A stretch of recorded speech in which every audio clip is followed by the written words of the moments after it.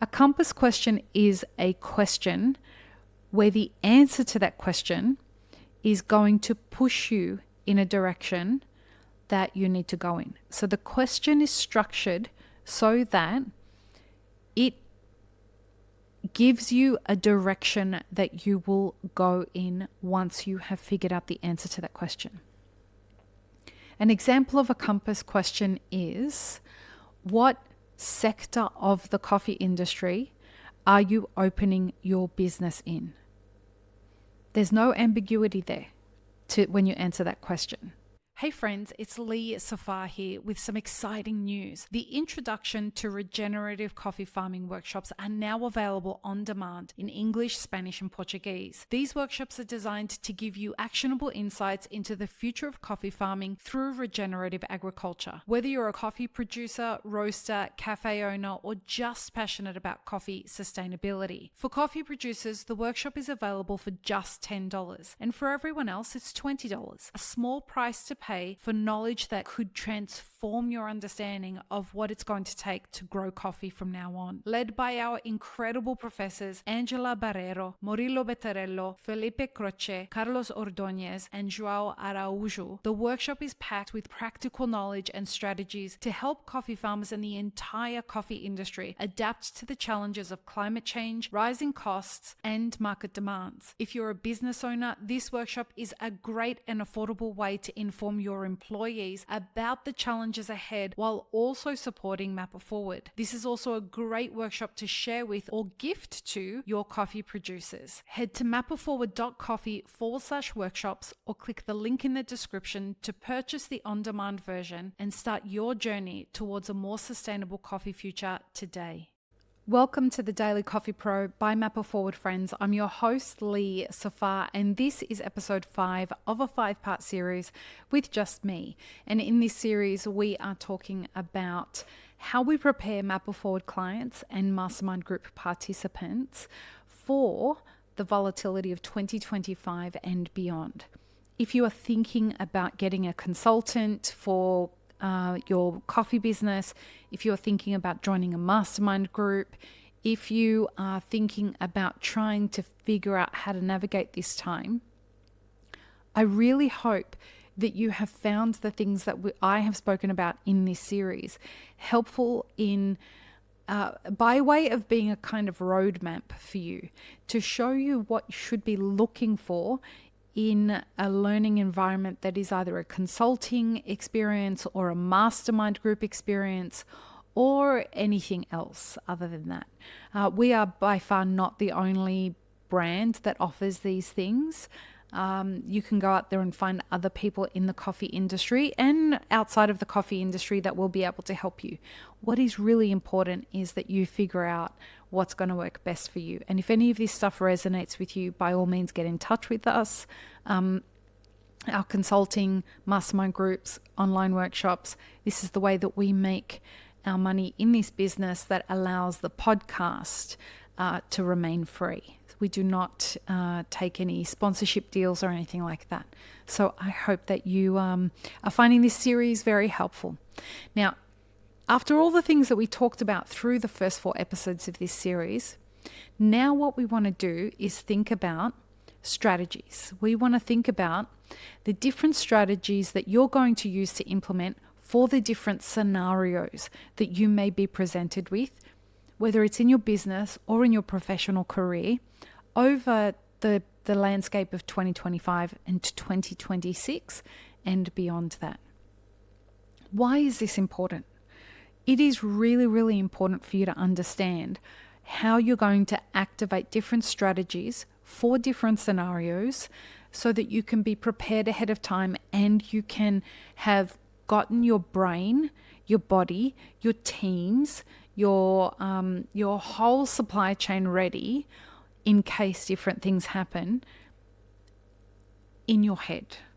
So when I say you're getting your team ready, you're getting your supply chain ready, you're getting all of these things ready, having these strategies in your mind first and working through these problems first in your mind will help you think about how it's going to play out, how your staff likely to react, how your supplier is likely to react, how your customer's likely to react, and then how will you react? It is really, really important that you go through this process. And the way that we start this process in Map It Forward, and anyone who has had anything to do with Map It Forward knows this term, we use compass questions. And compass questions is a term that I came up with. A compass question is a question where the answer to that question is going to push you in a direction that you need to go in. So the question is structured so that it gives you a direction that you will go in once you have figured out the answer to that question. An example of a compass question is, what sector of the coffee industry are you opening your business in? There's no ambiguity there when you answer that question. It will give you a very clear understanding of what sector of the coffee industry. So if you're building a business plan and you are asked that question, you know that if the answer is going to be coffee roastery, you're not going to go and open a cafe as a part of that business plan, unless the answer to that question is cafe and roastery. What typically happens is that people, just as an aside, what typically happens is that people open a business without having that kind of clarity. Shit gets hard. And then what they decide is, well, maybe I'll tack something else onto that. I'm going to start by opening a roastery. It's really hard to open a roastery. So what if I start serving coffee and have a cafe attached to my roastery?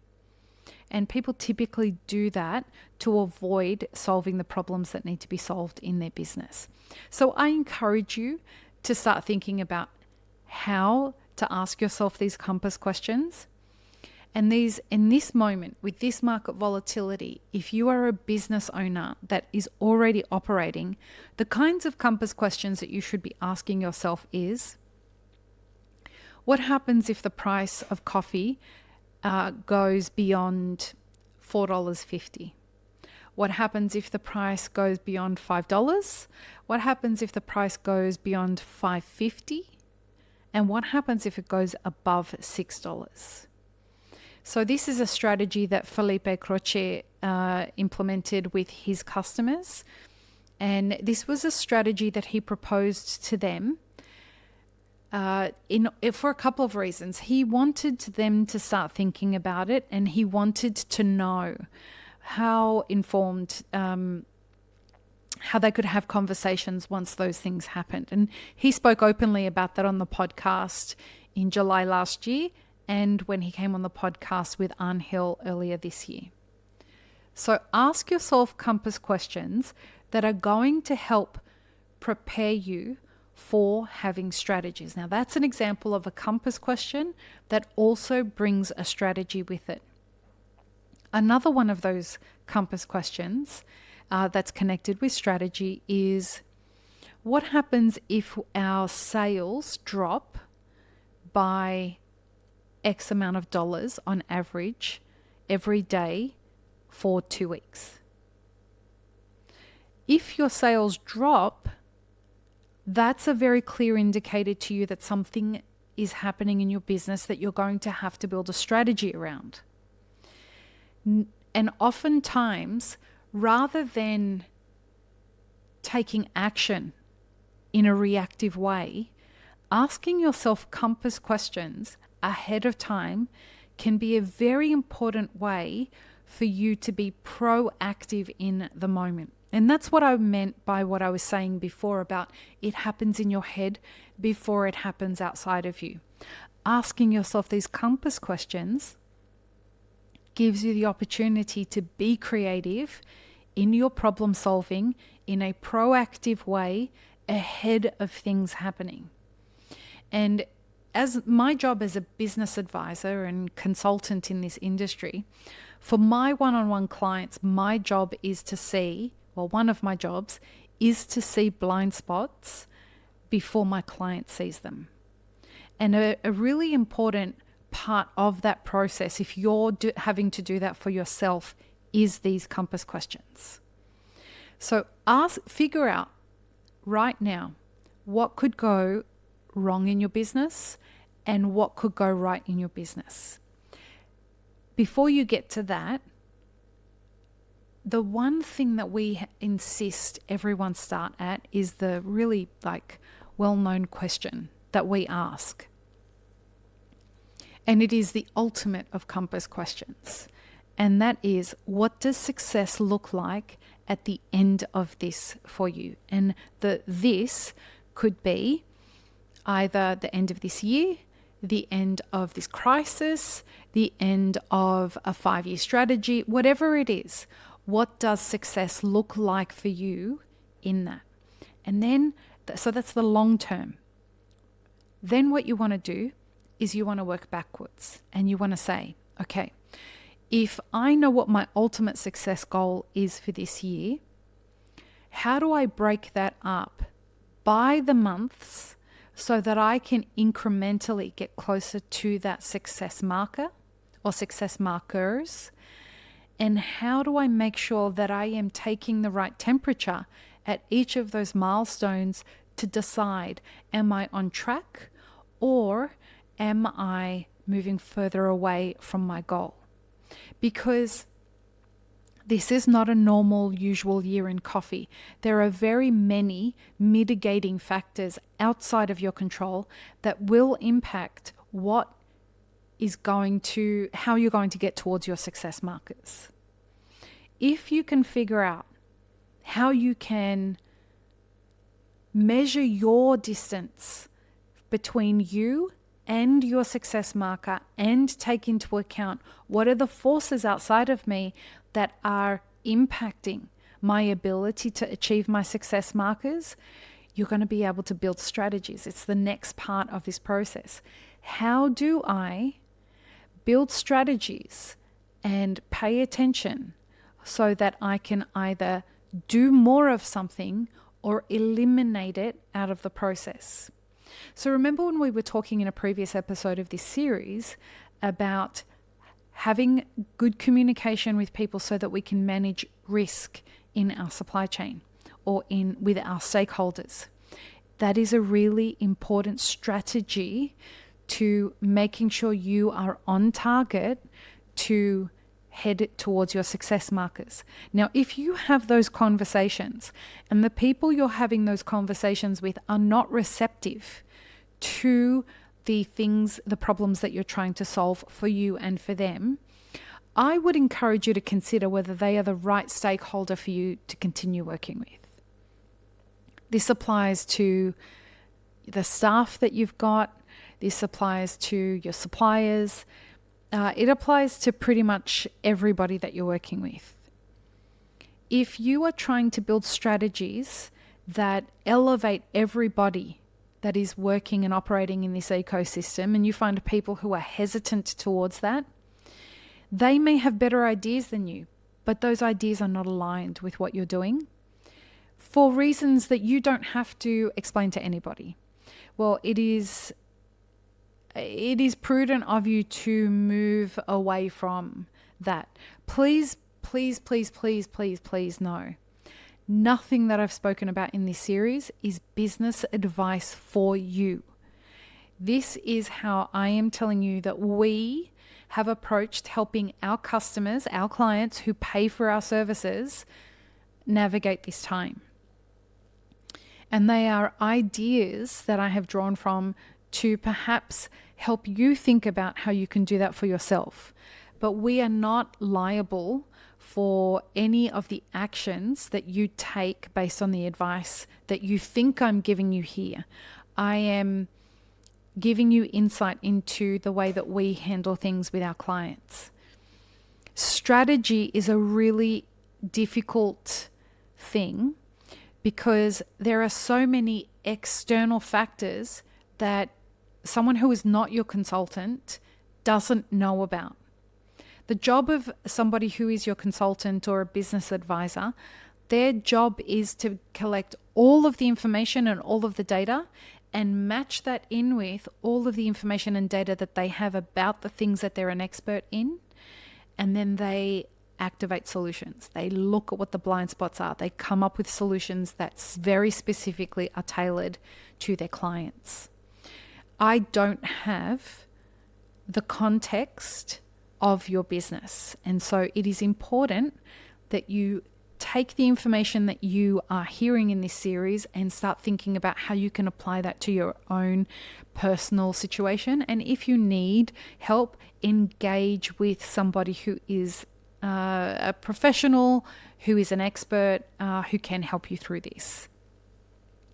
So finally, with regards to all the things that we've spoken about in this series, as you can see, having a business in the coffee space is far more complicated than what most people think it is about.